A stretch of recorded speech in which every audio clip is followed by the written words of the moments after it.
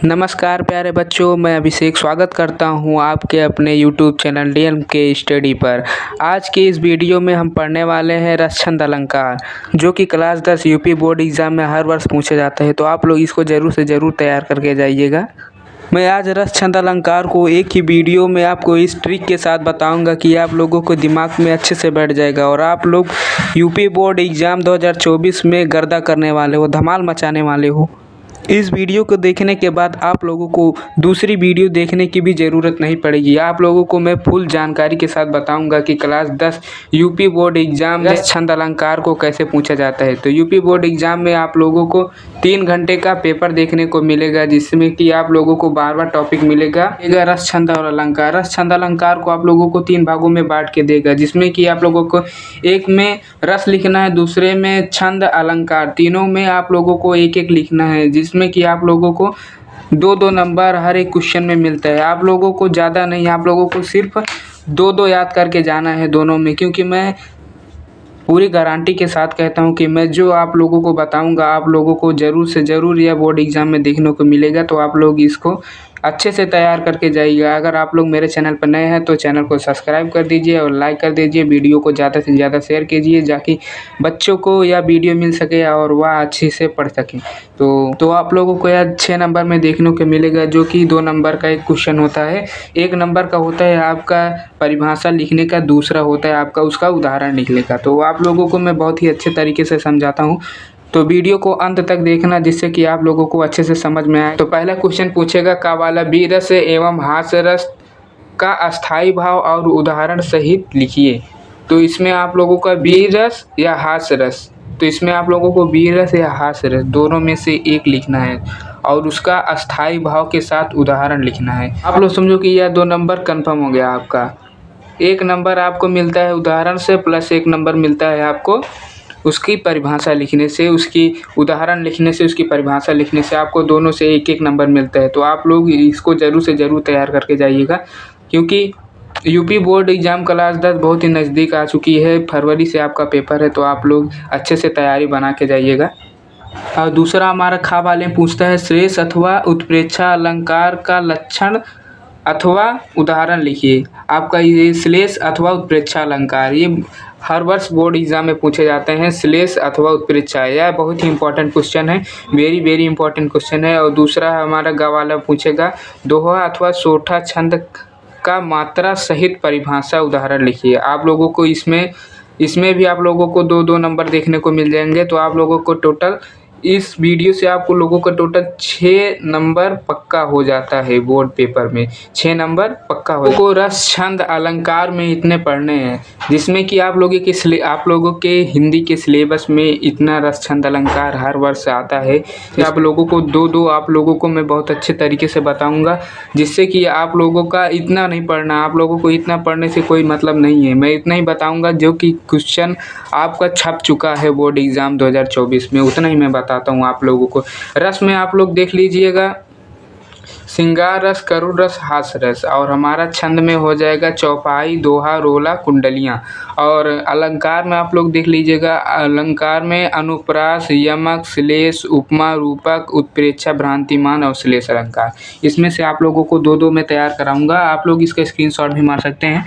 तो पहले मैं आप लोगों को हास्य रस बताता हूँ, जो कि मैंने बहुत ही अच्छे ट्रिक से लिखा है। आप लोगों को भी वह ट्रिक बताऊंगा, तो वीडियो में बने रहिए, आप लोगों को भी वह ट्रिक देखने को मिलेगा। पहले मैं आप लोगों का अस्थाई भाव पूछता है रस में, तो अस्थाई भाव आप लोगों का इस तरह है। तो प्यारे बच्चों, हमारा हास्य रस का अस्थाई भाव कुछ ऐसा है।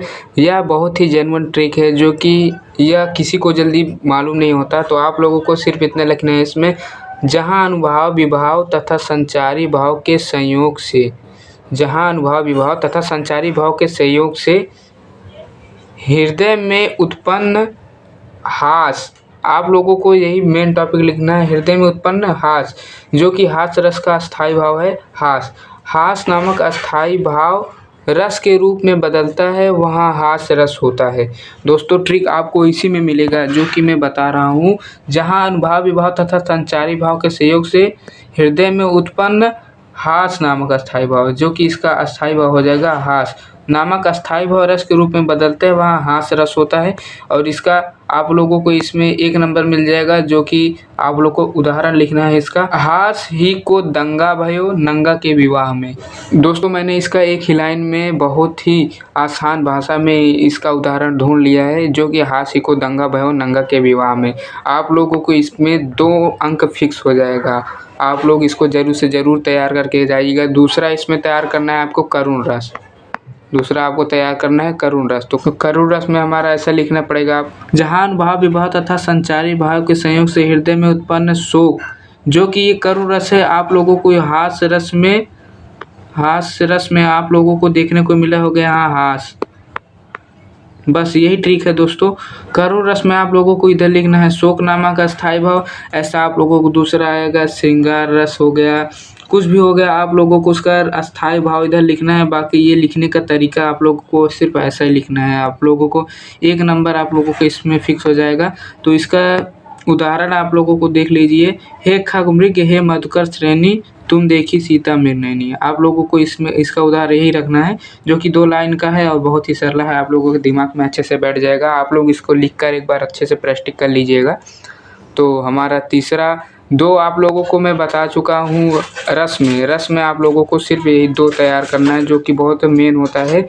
इन दोनों में से एक न एक आपको ज़रूर देखने को मिलेगा। आप लोगों को दोनों में, एक अथवा में आता है और एक में आप लोगों को लिखना रहता है। तो चाहे अथवा वाला आता हो आप लोग वो लिख सकते हैं, चाहे आप लोगों को जैसे पूछ लेगा हास रस अथवा करुण रस का स्थायी भाव पूछा है तो आप लोगों को अथवा वाला भी लिख सकते हो। आप लोग जो आए उसमें से आप लोग लिख सकते हो, लेकिन आप लोगों को याद रहे आप लोगों को सिर्फ उसमें से एक ही लिखना है। तो दोस्तों आप लोगों को दूसरा हमारा हो जाएगा क्वेश्चन छंद में से। छंद में से भी आप लोगों को 2 तैयार करना है, जो कि बहुत मेन होते हैं। आप लोगों को सिर्फ मैं वही बताता हूँ, जो कि बहुत मेन टॉपिक होता है, जो कि हर वर्ष बोर्ड एग्ज़ाम में पूछा जाता है। आप लोगों को, मुझे पता है कि बोर्ड एग्ज़ाम आप लोगों को बहुत नज़दीक आ चुका है। आप लोग इसमें मेन ही तैयार करिए, जो कि आप लोगों को बोर्ड एग्ज़ाम में देखने को मिल सकता है क्लास 10 की छात्रों को। 2 आप लोगों के बहुत ही महत्वपूर्ण है छंद में। पहले तो हो गया ये चौपाई और दूसरा हो जाता है आपका दोहा। दूसरा आपका हो जाता है दोहा। तो इन दोनों में से मैंने बहुत ही मेन टॉपिक लिया है, जो कि हमारा हो जाएगा एक चौपाई, दूसरा दोहा। चौपाई में आप लोगों का लिखना है या सम मात्र, ये सब लिखा गया है, या सम मात्रिक छंद है। इसमें 4 चरण होते हैं, प्रत्येक चरण में 16 मात्राएं होती हैं। चरणों के अंत में यति लगी होती है। आप इसका उदाहरण हो जाएगा निपन केरी यासा निसनासी, बचन नखत अवलीन प्रकाशी, मानी महिप मुकुट सकुचाने, कपटी भूप उलूप नुकाने। आप लोगों को इसमें ये वाला उदाहरण आप लोगों को लिख दीजिएगा। अगर आप लोगों को इससे भी सरल अगर उदाहरण मिलता है तो आप लोग लिख सकते हैं, लेकिन मेरे को यही सरल लगा, ये छोटा भी है तो आप लोग इसको लिख सकते हैं। तो दूसरा हमारे चौपाई छंद में भी 2 नंबर आपका फिक्स हो जाता है, जिसमें कि आप लोगों को दोहा या चौपाई में एक तो ज़रूर देखने को मिलेगा छंद में। तो आप लोगों को मैं दोहा भी बता देता हूँ। तो दोस्तों आपका सोठा भी पूछा जा सकता है, जो कि सोठा भी बहुत महत्वपूर्ण है, जो कि मैंने नहीं लिखा, लेकिन आप लोगों को बता दे रहा हूँ मैं। सोठा में दोहा में जैसे आपको लिखना है यार, सममात्रिक छंद है। इसमें 4 चरण होते हैं। पहले और तीसरे चरण में 13 मात्राएं होती हैं। दोस्तों इसके पहले और तीसरे चरण में 13 मात्राएं होती हैं, ध्यान से देखिएगा। जो कि सोठा में हमारे पहले और तीसरे चरण में 11 मात्राएं होती हैं। आप लोगों का एक परिभाषा में आप लोगों को मैं 2 परिभाषा बता रहा हूँ, जो कि बहुत ही जेन्युइन ट्रिक है। मात्राएं तथा दूसरे और चौथे चरण में 11 मात्राएं होती हैं, जो कि हमारा सोठा में हो जाएगा। दूसरे और चौथे चरण में 13 मात्राएं होती हैं। तो हमारे इसका उदाहरण हो जाएगा, कारज धीरे होते हैं काहे होत अधीर, समय पाए तरुवर फरे केतक सींचो नीर। ये आप लोगों का इसका बहुत ही आसान शब्दों में मैं लिखा हूँ, जो कि किसी को भी या एक झलक या 2 झलक देखते ही याद हो जाएगा। बच्चों आप लोगों को जो समझ में आए ऐसा ही मैं छोटा उदाहरण लिया हूँ, जो कि आप लोगों का नंबर भी पूरा मिलेगा। और आप लोगों की अच्छी सी तैयारी भी हो जाएगी, जो कि आप लोगों को कम से कम समय में तैयार हो जाएगा। दोहा और हमारा इसमें 2 चीज़ तैयार हो गया। अब अलंकार में हम देखते हैं। अलंकार में आप लोगों को 3 पढ़ना है, कम से कम 3 आप लोग पढ़ के जाइएगा अलंकार में। तो हमारा अलंकार उपमा अलंकार में आप लोगों का पहला हो जाएगा उपमा अलंकार। उपमा शब्द का अर्थ है तुलना। दोस्तों उपमा शब्द का अर्थ है तुलना करना। एक वस्तु से दूसरी वस्तु की तुलना की जाती है। तो जहाँ किसी वस्तु या व्यक्ति की उपमा रंग, रूप या गुण के आधार पर किसी अन्य वस्तु के की जाए, वहाँ उपमा अलंकार होता है। दोस्तों, जहाँ किसी वस्तु या व्यक्ति की उपमा रंग, रूप या गुण के आधार पर किसी अन्य वस्तु से की जाए, वहाँ उपमा अलंकार होता है। आप लोगों को जरूर से जरूर तैयार करके जाइएगा, बहुत ही इम्पॉर्टेंट है, वेरी इंपॉर्टेंट क्वेश्चन है आप लोगों का यह, और आप लोगों को यह बोर्ड एग्जाम में जरूर से जरूर देखने को मिलेगा। दूसरा हमारा इसका उदाहरण में हो जाएगा पीपर पास सरिस मंडोला। इसका सिर्फ छोटा सा उदाहरण है पीपर पास सरिस मंडोला। और हमारा हो जाएगा दूसरा, तो हमारा हो जाएगा इसमें भ्रांतिमान अलंकार। भ्रांतिमान अलंकार में आप लोगों का यह बहुत ही आसान है, आप लोगों का भ्रम होता है इसमें। इस अलंकार में आप लोगों को भ्रम देखने को मिलेगा, भ्रम देखने को मिलता है। यह भी वेरी इंपॉर्टेंट है बोर्ड एग्जाम के लिए, यह भी बहुत ही वेरी इंपॉर्टेंट है। यह भी बोर्ड एग्जाम में जरूर से जरूर देखने को मिलेगा। जब उपमेय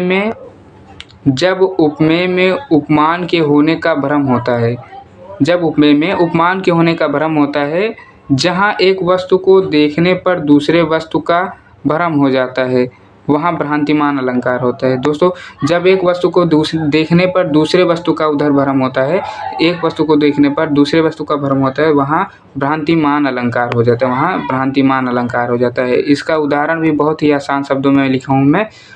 होश बिंदु रही हंसनी मोती उनको जान।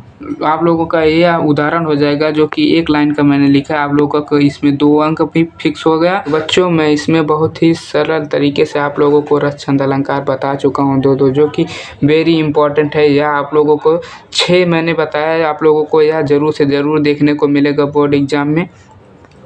तो आप लोगों का पहला तो आप लोगों को 2 नंबर मिल जाता है रस में, प्लस 2 नंबर मिल जाता है छंद में, दूसरा प्लस 2 नंबर मिल जाता है आपको अलंकार में। आप लोगों को 6 नंबर या फिक्स हो गया है। आप लोगों को इसके बाद दूसरे वीडियो भी देखने की ज़रूरत नहीं पड़ेगी। और आप लोग इसका PDF चाहते हैं तो कमेंट कीजिए, इसका PDF भी मैं प्रोवाइड करूँगा।